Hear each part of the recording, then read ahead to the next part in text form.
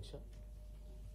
తెలంగాణ రాష్ట్ర ప్రభుత్వం అత్యంత ప్రతిష్టాత్మకంగా తెలంగాణ రాష్ట్రంలో ఉన్నటువంటి 1 కోటి మంది మహిళలను కోటీశ్వరులను చేయాలనేటువంటి సంకల్పంతో ఇందిరా మహిళా శక్తి మిషన్ కింద వచ్చే 5 ఏళ్లలో ఒక టార్గెట్ పెట్టుకుంది అధ్యక్ష. రాబోయే 5 ఏళ్లలో ఆడబిడ్డలను 1 కోటి మందిని కోటీశ్వరులను చేయాలి అని చెప్పి ప్రభుత్వ లక్ష్యం అధ్యక్ష. సో ప్రభుత్వ లక్ష్యంలో బాగుంది అధ్యక్ష ప్రభుత్వ లక్ష్యం. కానీ ఇటీవల కాలంలో జరిగినటువంటి కొన్ని ఆర్థికపరమైనటువంటి బట్వాడాలు చూస్తే కనుక కొద్దిగా ఇబ్బందికరమైనటువంటి లెక్కలు ఉన్నాయి అధ్యక్ష. ఈ 1 కోటి మందిలో అసలు ఓబీసీలు ఉన్నారా, ఎస్సీ ఎస్టీలు ఉన్నారా అనేటువంటి ఒక లెక్కల ద్వారా మనకు అర్థమవుతుంది అధ్యక్ష.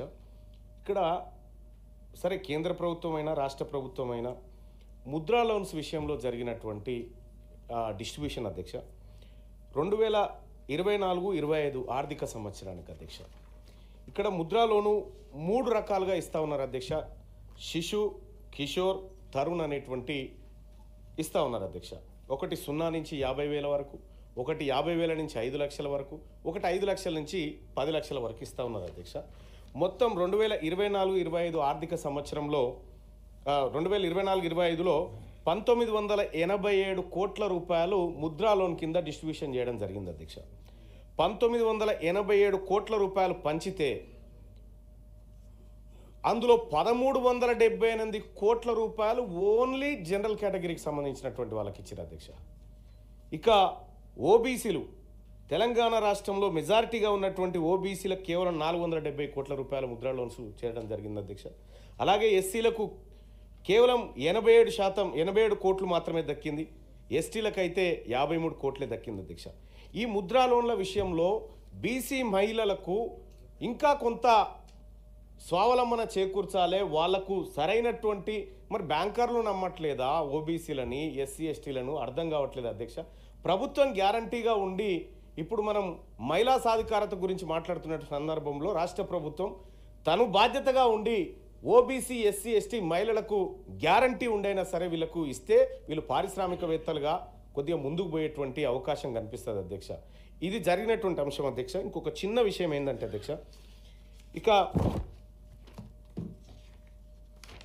2018 నుండి 2023 మధ్య అధ్యక్ష 2018 నుంచి 2023 మధ్యలో 604 మంది హైకోర్టు జడ్జీల నియామకం జరిగింది అధ్యక్ష.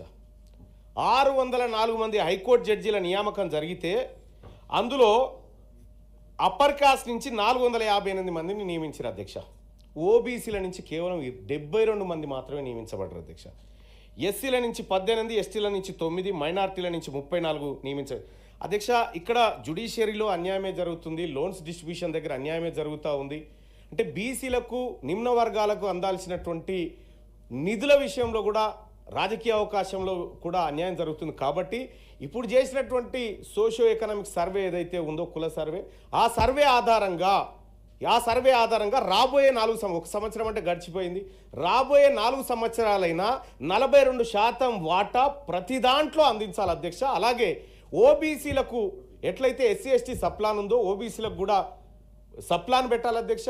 పోయినసారి 9,000 కోట్లు కేటాయించారు అధ్యక్ష. అందులో ఖర్చు పెట్టక మిగిలినటువంటి నిధులు ఉంటే వాటిని ఈసారి క్యారీ ఫార్వర్డ్ చేసి కొత్తగా 20,000 కోట్లతో పాటు ఇవి కూడా యాడ్ చేసి ఓబీసీల సంక్షేమాన్ని రాష్ట్ర ప్రభుత్వం తోడ్పడాలి వాటి కోసం అని చెప్పి తమ ద్వారా తెలియజేస్తా ఉన్న అధ్యక్ష.